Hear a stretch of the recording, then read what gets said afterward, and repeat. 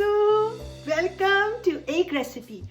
आज जो डिश बनाने जा रहे हैं ना, इसका नाम मैं आपकी चॉइस पे छोड़ती हूँ। आपको 3 नाम दे रही हूँ, इसमें से जो दिल चाहे पिक करें और मजे करें। एक है हांडी कबाब, दूसरा है पसंदे और तीसरा माय फेवरेट नेम इज कबाबी गोश्त। ये डिश मेरे ससुराल में बहुत शौक से बनाई जाती है और बहुत मजे की होती है और सबसे बड़ी बात बहुत क्विक बनती है। तो चलें बनाते हैं कबाबी गोश्त। तो अपनी रेसिपी का स्टार्ट लेते हैं। सबसे पहले ब्लेंडर में डालते हैं अपने कुछ इंग्रेडिएंट, जिसमें है 1.5 अनियन, 7 से 8 यहाँ पे गार्लिक के क्लोव्स हैं, ये भी जाएगा इसमें, और 2 टेबलस्पून पिसा हुआ अदरक है। तो अपने इन इंग्रेडिएंट्स को मैं ब्लेंड करती हूँ और फिर आपसे मिलती हूँ। ये क्यों इजी है और क्यों जल्दी से बनता है, इसलिए कि ये इसमें हम प्रेशर कुकर में बनाएंगे तो जल्दी से बन जाएगा। और यहाँ पे मेरे पास 1.5 पाउंड पसंदे हैं। सबसे पहले तो जो हमने अनियन और वो सब पिसा हुआ रखा हुआ था ना, वो डालते हैं इसके अंदर।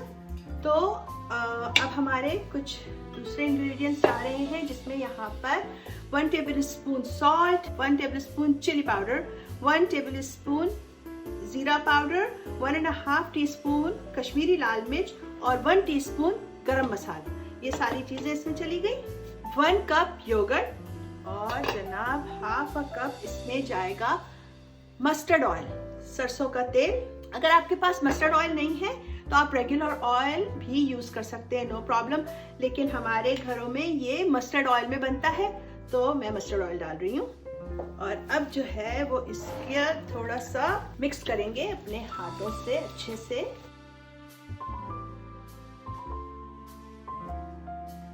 मिक्सिंग हो गई है हमारी और अब इसमें हम डाल देते हैं थोड़ा सा पानी, क्योंकि योगर्ट का और अनियन का अपना वाटर है इसमें, तो बहुत ज्यादा पानी डालने की जरूरत नहीं है। मैं इसमें ½ कप पानी डाल रही हूँ। That's good. करते हैं ढक्कन को बंद और चलाते हैं चूल्हे को, और जब ये गल जाएगा और इसका प्रेशर डाउन हो जाएगा तो फिर आपसे मिलते हैं। तो मुझे मेरे प्रेशर कुकर के हिसाब से 15 मिनट्स लगे हैं। जैसी सीटी बजी थी उसके बाद मैंने टाइमर ऑन किया, 15 मिनट्स लगे हैं और अब इसका प्रेशर गो डाउन हो गया। अब इसको खोल के देखते हैं। देखें थोड़ा सा पानी रह गया है, बस अब हमें इसका पानी रिड्यूस करना है और इसकी भुनाई करनी है। तो साथ साथ करते जाते हैं और चूल्हा ऑन करते हैं दोबारा से, और फिर आपको इसकी भुनाई हो जाने के बाद जो शक्ल नजर आएगी ना, वो फिर मैं आपको दिखाऊंगी इंशाल्लाह। ये देखें जनाब, हमारे कबाबी गोश्त की भुनाई हो गई है, ऑयल निकल आया है, पानी खत्म हो चुका है और कलर भी बेहतरीन सा आ गया है और खुशबू तो मत पूछे, अमेजिंग आ रही है। तो चलें अब इसका चूल्हा बंद करते हैं और इसमें कुछ चीज़ें डालने जा रही हूँ, तो वो डालते हैं। कुछ चीज़ों में वो ये है कि थोड़ी सी हरी मिर्चें, ये मैं 2 हरी मिर्चें साबित डाल रही हूँ होल,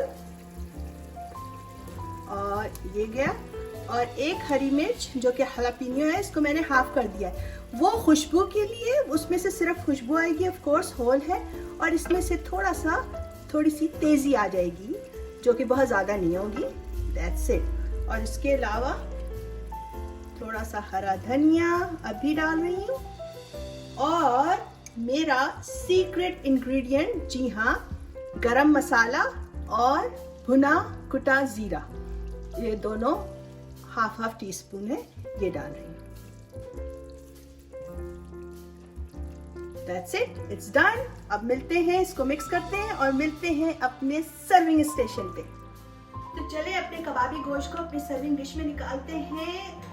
और आपने मेक श्योर करना है कि जब आप भुनाई कर रहे हो तो बहुत जोर जोर से चम्मच नहीं चलाना है, क्योंकि हमें पसंदों को उसी शक्ल में रहने देना, उसका कीमा नहीं बनाना है। तो जैसे यहाँ पे आपको नजर आ रहे हैं ना लंबे लंबे, तो ये देखें, मैं तो इस कदर एक्साइटेड हूँ इस डिश को ट्राई करने के लिए कि my mouth is already watering. और मैंने अपनी प्लेट दाल चावल की बना के रखी हुई ऑलरेडी। वैसे तो आप जिस चीज के साथ चाहें खाएं, रोटी के साथ, पराठों के साथ, दाल चावल मेरा फेवरेट है। तो अब इसमें जो है डालते हैं और इसको ट्राई करते हैं।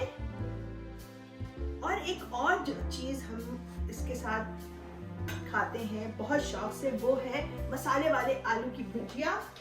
और वो बना के हमने रखी हुई है मजेदार सी, ये इसके साथ मस्त बनती है मेरे ससुराल में। तो अगर आपको इसकी रेसिपी चाहिए तो इंशाल्लाह जरूर नेक्स्ट टाइम बनाएंगे, जस्ट लेट मी नो।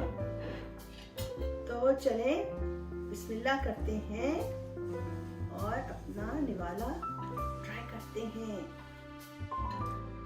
आपने मेरी दाल चावल की रेसिपी तो यकीनन देखी होगी, अगर नहीं देखी है तो उसका लिंक हम डालते हैं, जरूर देखिएगा और एंजॉय कीजिएगा।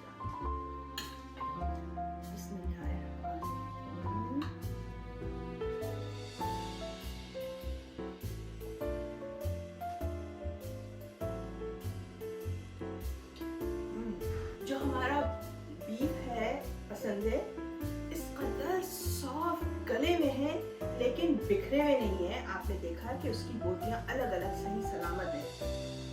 और जो उसमें स्पाइसेस डाले हमने बहुत ही अच्छा टेस्ट दे रहे हैं। और स्पेशली जो हमने सरसों का तेल डाला है ना, वो आपको लगेगा कि इट्स जस्ट ऑयल, लेकिन उसका एक खास टेस्ट होता है जो इस डिश को चार चांद लगा देता है।